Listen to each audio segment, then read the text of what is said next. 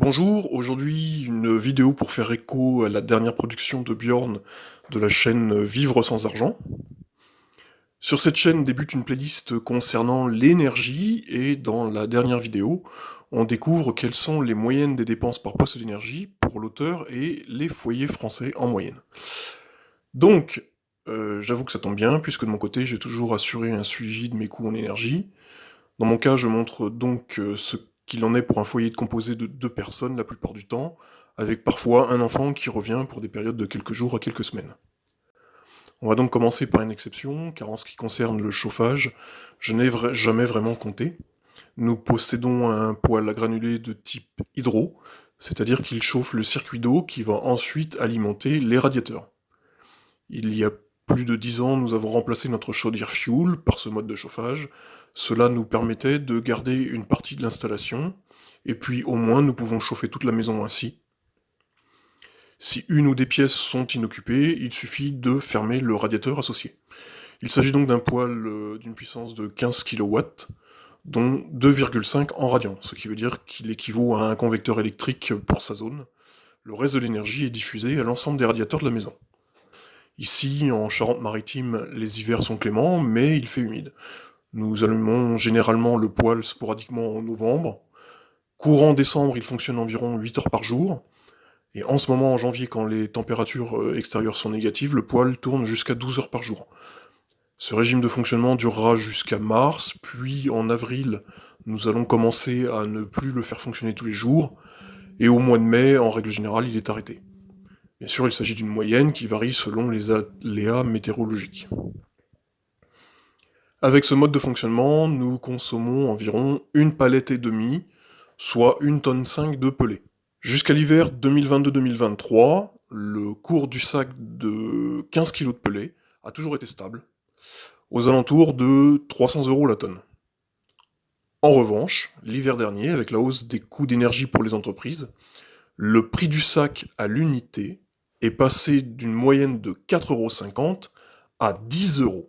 Donc il a plus que doublé. Un an après, les prix ont reculé, mais la moyenne basse se situe pour un sac entre 6,50 € et 7 €. D'ailleurs, le fournisseur dont je vous montre les tarifs n'existe plus, il a mis la clé sous la porte, la faute à des coûts de fonctionnement trop élevés. Je vais donc prendre en compte les derniers prix me concernant. Je me suis fait livrer une palette d'1 tonne pour 500 €. En tout état de cause, nous devrions donc dépenser 750 € pour nous chauffer cet hiver. Dans notre cas, nous allons décorréler le chauffage de l'eau, car nous avons un chauffe-eau électrique. Sa consommation est donc inclue dans le poste électricité. Pour ce qui est de la cuisson des aliments, je cuisine très majoritairement au gaz, en utilisant des bouteilles de 5 kg. En moyenne, une bouteille a une durée de vie d'une centaine de jours. Il nous faut donc 3 bouteilles et demie à l'année, au prix unitaire de 43 €. Cela représente donc une dépense de 150 € pour la cuisson des aliments. Tout comme Bjorn, je fais pas mal de confitures et de conserves quand c'est la saison des récoltes. Et sinon, j'en fais un usage quotidien pour la préparation des repas. En ce qui concerne l'électricité, nous avons appris à maîtriser nos coûts, nous faisons fonctionner nos gros consommateurs tels que lave-vaisselle, sèche-linge en hiver ou four en fonction du soleil. Reste le chauffe-eau qui engloutit à lui seul près de 4 kWh par jour. Quand il n'y a pas de soleil, c'est l'énergie soutirée sur le réseau. Tout ça pour dire que c'est une ligne de dépense fixe qui est assez élevée. Bien que nous fassions de plus en plus d'efforts chaque année en termes de volume d'énergie consommée, le prix des factures augmente sensiblement. Je prends donc la dernière valeur à 586 €.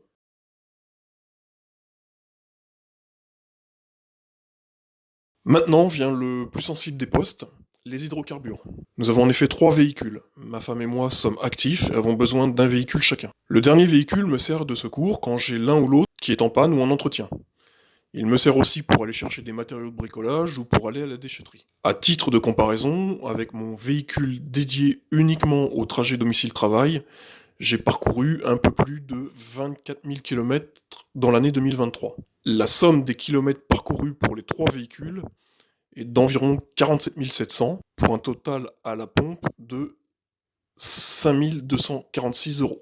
Voilà, l'ensemble des postes de dépenses représente un total annuel égal à 6 732 €, ce qui revient à un coût mensuel de 561 €.